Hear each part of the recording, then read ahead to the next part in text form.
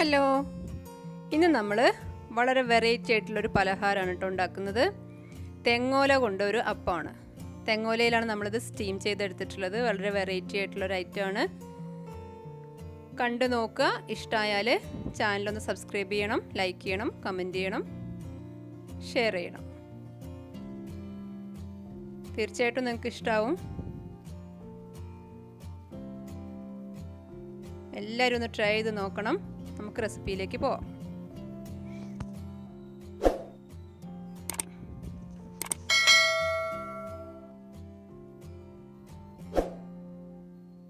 ഇതിന് വേണ്ടിയിട്ട് ഞാനിവിടെ 1/2 കപ്പ് അരിപ്പൊടി എടുത്തിട്ടുണ്ട്. നമ്മൾ സാധാരണ പത്തിരിപ്പൊടിയാണ്. പത്തിരി, ഇടിയപ്പം ഒക്കെ ഉണ്ടാക്കുന്ന സാധാരണ പത്തിരിപ്പൊടിയാണ്. 1/2 കപ്പ് അരിപ്പൊടിയിലേക്ക് 1/2 കപ്പ് തേങ്ങ ചിരവിയത് ഇട്ട് കൊടുക്കുന്നുണ്ട്. കൂടുതൽ വേണമെങ്കിൽ കൂടുതൽ ഇടാട്ടോ, ഇഷ്ടമുള്ളവർക്ക്. ഞാൻ 1/2 കപ്പ് പൊടിയിലേക്ക് 1/2 കപ്പ് തേങ്ങയും 1/2 കപ്പ് ശർക്കര ചീകിയതുമാണ് എടുത്തിട്ടുള്ളത്. ശർക്കര വെറുതെ ഇങ്ങനെ ചീകി എടുത്തതാണ്. നല്ല മധുരം ഇരുന്നോട്ടെ എന്ന് വെച്ചിട്ടാണ് 1/2 കപ്പ് എടുത്തത്. കൂട്ടുക കുറയ്ക്കൊക്കെ ചെയ്യാം ഓരോരുത്തരുടെ ഇഷ്ടത്തിനനുസരിച്ച്. എല്ലാം 1/2 കപ്പാണ്. അതിലേക്ക് 1 ടീസ്പൂൺ ചുക്കിൻ്റെ പൊടി ഇട്ട് കൊടുക്കുന്നുണ്ട്. ചുക്ക് പൊടി നമ്മൾ വീട്ടിൽ തന്നെ പൊടിച്ചതാണ്, വാങ്ങാനും കിട്ടും അത്. ഇതിലേക്ക് ഞാൻ വേണമെങ്കിൽ വെള്ളം ഒഴിച്ചിട്ട് നനയ്ക്കാവുന്നേ ഉള്ളൂ, അത് കുഴയ്ക്കാവുന്നേ ഉള്ളൂ. ഞാൻ പക്ഷേ ചക്കയാണ് ചേർക്കുന്നത്. ചക്ക ഞാൻ മിക്സിയിൽ അരച്ചിട്ട് ഫ്രീസ് ചെയ്ത് വെച്ചിരുന്നതാണ്. ഇതുപോലെ വെച്ച് കഴിഞ്ഞാൽ ഒരു 6 മാസം വരെയൊക്കെ കേടുകൂടാതിരിക്കും. ഫ്രീസറിൽ വെച്ചാൽ മതി. ഒരു ദിവസമൊക്കെ കറണ്ട് പോയാലും കുഴപ്പമൊന്നുമില്ല, ചീത്തയായി പോകുന്നില്ല, ഫ്രീസായിട്ട് തന്നെ ഇരിക്കും. ഞാനിപ്പോൾ ആ ചക്ക ചേർത്തിട്ടാണ് ഇത് നനച്ചു കൊടുക്കുന്നത്. ഇതുണ്ടാക്കാൻ ചക്ക വേണമെന്ന് ഒരു നിർബന്ധമില്ല. അതുകൊണ്ടാണ് ഞാനത് മുൻകൂട്ടി പറയാതെ ഇരുന്നത്. എൻ്റെ അടുത്ത് ഇപ്പോൾ ചക്ക ഉണ്ട്, അതുകൊണ്ട് ഞാനത് വെച്ച് നനയ്ക്കുന്നു. ചക്ക ഇല്ലെങ്കിൽ നമുക്ക് സാധാരണ ചൂടുവെള്ളം വെച്ചിട്ട് കുഴച്ചാൽ മതി. ഒരിളം ചൂടുള്ള വെള്ളത്തിൽ കുഴച്ചെടുക്കുക. ഒരുപാട് വെള്ളമൊന്നും വേണ്ടി വരില്ല, കാരണം ശർക്കരയും തേങ്ങയും ഒക്കെ നനവുള്ളതാണല്ലോ. അപ്പോൾ പെട്ടെന്ന് തന്നെ നനഞ്ഞ് കിട്ടും. ഇതങ്ങനെ ചപ്പാത്തിക്കൊക്കെ കുഴക്കണ പോലെ, ചപ്പാത്തിനേക്കാളും കുറച്ചും കൂടി ലൂസായിട്ട് വേണം കേട്ടോ കുഴച്ചെടുക്കാൻ. ഇനിയാണ് ഇതിൻ്റെ സസ്പെൻസ് കിടക്കുന്നത്. ഇത് നമ്മൾ പുഴുങ്ങിയെടുക്കുന്നത് തെങ്ങിൻ്റെ ഓലയിലാണ്. തെങ്ങിൻ്റെ ഓല വളരെ സൂക്ഷിച്ച് വേണം എടുക്കാൻ. അതിൻ്റെ 2 സൈഡും നല്ല വൃത്തിയായിട്ട് കഴുകിയിട്ട് നമ്മൾ ഒരേ വലുപ്പത്തിൽ കട്ട് ചെയ്തെടുക്കണം. ഞാനിപ്പോൾ ഒരെണ്ണം മുറിച്ചിട്ട് അതേ അളവ് വെച്ചിട്ട് ആണ് മറ്റതും കൂടി മുറിച്ചെടുക്കുന്നത്. നന്നായിട്ട് കഴുകണം എന്നുള്ളത് പ്രത്യേകം ശ്രദ്ധിക്കേണ്ട കാര്യമാണ്. കാരണം അതിൻ്റെ അകത്തൊക്കെ എന്തെങ്കിലും പ്രാണികളൊക്കെ ഉണ്ടെങ്കിൽ നമുക്ക് കാണാൻ കഴിയില്ല. പുറം ഭാഗം മാത്രമല്ലേ, തെങ്ങിൻ്റെ ഓലേൻ്റെ പുറം ഭാഗം മാത്രമേ മഴ കൊള്ളുള്ളൂ, അകത്തേക്കൊന്നും വെള്ളം പോവില്ല. അപ്പോൾ നന്നായിട്ട് സൂക്ഷിച്ച് നമ്മൾ ചെയ്യുന്ന വേണം. നല്ല വൃത്തിയായിട്ട് കഴുകിയെടുക്കണം 2 സൈഡും. എന്നിട്ട് തുടച്ചെടുക്കണം. എന്തെങ്കിലും വൃത്തികേടുണ്ടോ എന്ന് പ്രത്യേകം ശ്രദ്ധിക്കണം, കാരണം കുട്ടികൾക്കൊക്കെ നല്ല ഇഷ്ടമാണ് ഒരു ഐറ്റമാണ്. അപ്പോൾ നന്നായിട്ട് ശ്രദ്ധിച്ച് വേണം ചെയ്യാൻ. അതിൻ്റെ ഒരു സൈഡ് നമ്മൾ ഒഴിവാക്കും, 2 സൈഡും നമ്മൾ ഒഴിവാക്കും. നടുക്കുള്ള ഭാഗമാണ് നമ്മൾ എടുക്കുക. നല്ല വീതിയുള്ള ഓലയാണ് കിട്ടുന്നതെങ്കിൽ നമുക്ക് ഈ അങ്ങേയറ്റത്തെ സൈഡ് നമ്മൾ എന്ത് ചെയ്യണം, കയറിന് വേണ്ടിയിട്ട് എടുത്തിട്ടുണ്ട്. ഇത് കെട്ടണം, അപ്പോൾ അതിന് വേണ്ടി ആക്കാൻ വേണ്ടി എടുത്തിട്ടുണ്ട്. നല്ല വീതിയുള്ളതാണെങ്കിൽ നമുക്ക് നല്ല വീതിയുള്ള അപ്പം കിട്ടും. ഇതിപ്പോൾ വീതി കുറഞ്ഞ ഓലയാണ്. ഇതുപോലെ ഇങ്ങനെ നൂലുകൾ പോലെ ചരട് പോലെ ഇങ്ങനെ ഉണ്ടാക്കി വെച്ചാൽ നമുക്കിത് കെട്ടാനും നല്ല സുഖമാണ്. അത് വെച്ചിട്ടാണ് നമ്മൾ കെട്ടുക. വാഴേൻ്റെ നാരുകൊണ്ടും കെട്ടാൻ പറ്റും. വാഴേൻ്റെ ഉണങ്ങിയ കയറുണ്ടാവുമല്ലോ, അതുകൊണ്ടും കെട്ടാൻ പറ്റും. പക്ഷേ ഇവിടെ ഇപ്പോൾ അതില്ല. ഞാൻ പിന്നെ ഓല കൊണ്ട് തന്നെയാണ് കെട്ടുന്നത്. കാരണം ഓലയിലാണല്ലോ നമ്മൾ സ്റ്റീം ചെയ്തെടുക്കുന്നത്. ഓലേൻ്റെ ആ ഒരു സ്മെല്ല് ഈ അപ്പത്തിലേക്ക് വരും. അത് വല്ലാത്തൊരു ടേസ്റ്റാണ്. പ്രത്യേകം ശ്രദ്ധിക്കേണ്ടത് നമ്മൾ ഓല നന്നായിട്ട് കഴുകണം. എന്നിട്ട് വൃത്തിയാക്കിയിട്ട് വേണം ചെയ്യാൻ. അകത്ത് വേണമെങ്കിൽ ഓയിൽ തേച്ച് കൊടുക്കാൻ, ഞാൻ പക്ഷേ ചെയ്യണില്ല. ഒരു ചെറിയ ഉരുള എടുത്തിട്ട് ഇങ്ങനെ നീട്ടിയിട്ട്, ഇപ്പം ഞാൻ ഈ ചെയ്യണ പോലെ സൂക്ഷിച്ച് ചെയ്യുക. അകത്ത് എണ്ണ വേണമെങ്കിൽ തേക്കാം, ഞാൻ തേച്ചിട്ടൊന്നുമില്ല. എണ്ണയൊന്നും വേണമെന്നില്ല, കുഴപ്പമൊന്നുമില്ല എണ്ണ ഇല്ലെങ്കിലും. ഇതുപോലെ അതിൻ്റെ അകത്തേക്ക് നിറച്ച് കൊടുക്കുക. ഒരു വിരലിൻ്റെ വണ്ണത്തിൽ ആക്കിയിട്ട്, നമ്മുടെ ഒരു വിരലിൻ്റെ വണ്ണത്തിലാക്കിയിട്ട് ഇങ്ങനെ അകത്ത് നിറച്ച് കൊടുക്കുക. ഒരു ഭാഗം നമ്മൾ ഇതുപോലെ വേറൊരു ഓല എടുത്തിട്ട് കവർ ചെയ്ത് കൊടുക്കണം.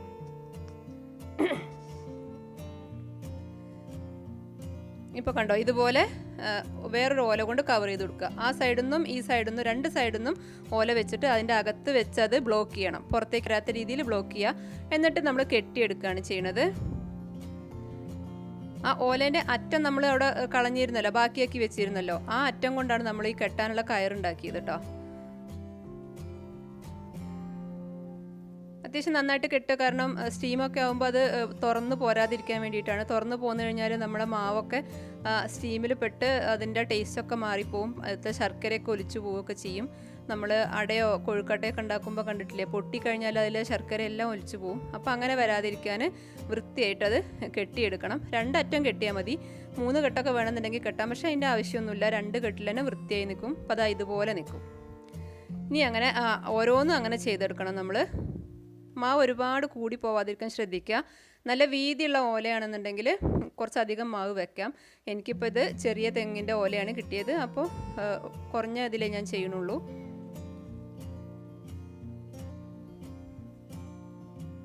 ഇനി അതിൻ്റെ മറ്റേ സൈഡും വേറൊരു ഓല വെച്ച് സെയിം വലുപ്പത്തിലാക്കുന്നത് അതുകൊണ്ടാണ്. മാത്രമല്ല നമ്മൾ സ്റ്റീമറിൽ കറക്റ്റായിട്ട് നിൽക്കും കൂടി വേണം.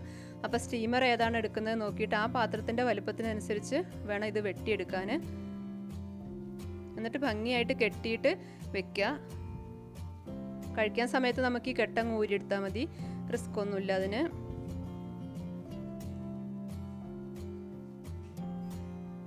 ശരിക്കും ഈ ഓലയിൽ പുഴുങ്ങുമ്പോഴാണ് അതിൻ്റെ ഒരു വല്ലാത്ത ടേസ്റ്റാണത്. ശരിക്കും ആർക്കും ഇഷ്ടപ്പെടും.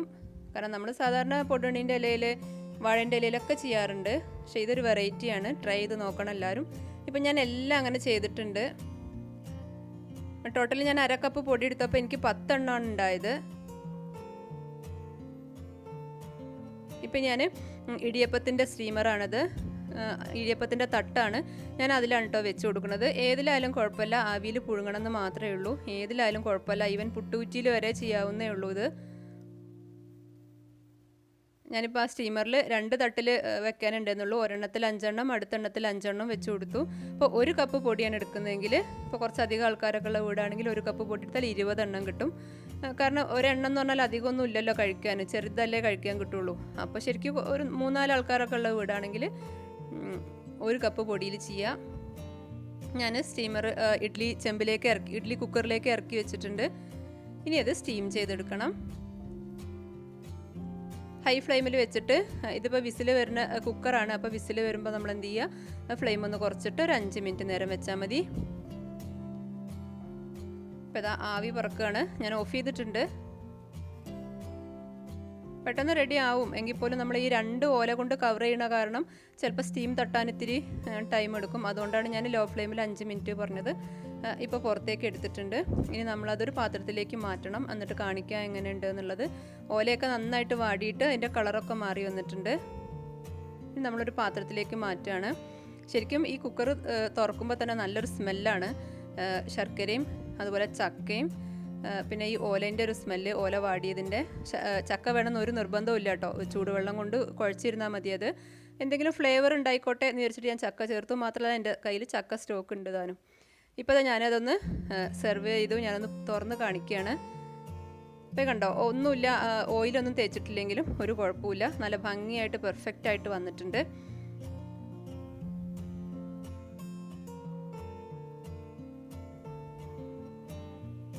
എല്ലാവർക്കും തന്നെ ഇഷ്ടമാവും. വെറൈറ്റി ആയിട്ടുള്ളൊരു ഐറ്റമാണ്. അധികം ആരും അങ്ങനെ ചെയ്ത് കണ്ടിട്ടില്ല ഇതുവരെ. നിങ്ങളൊന്ന് ട്രൈ ചെയ്ത് നോക്കുക. എന്നിട്ട് ഫീഡ്ബാക്കൊക്കെ കമൻറ്റിലൂടെ അറിയിക്കണം. നല്ല ടേസ്റ്റ് ഉണ്ടായിരുന്നോ, ചക്ക ഇല്ലാതെയും ചെയ്ത് നോക്കുക, ചക്ക ചേർത്തിട്ടുണ്ടെങ്കിൽ അങ്ങനെയും ചെയ്ത് നോക്കുക. സ്റ്റോക്കുള്ളവർക്ക് അങ്ങനെ ചെയ്യാം, ഓരോരുത്തരുടെ ഇഷ്ടത്തിനനുസരിച്ച് ചെയ്യാം.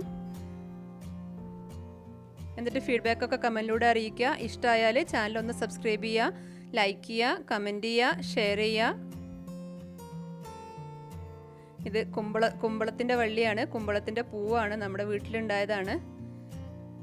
ഈ ഒരു നല്ല വീഡിയോ ആയിട്ട് ഞാൻ വരും. Thank you.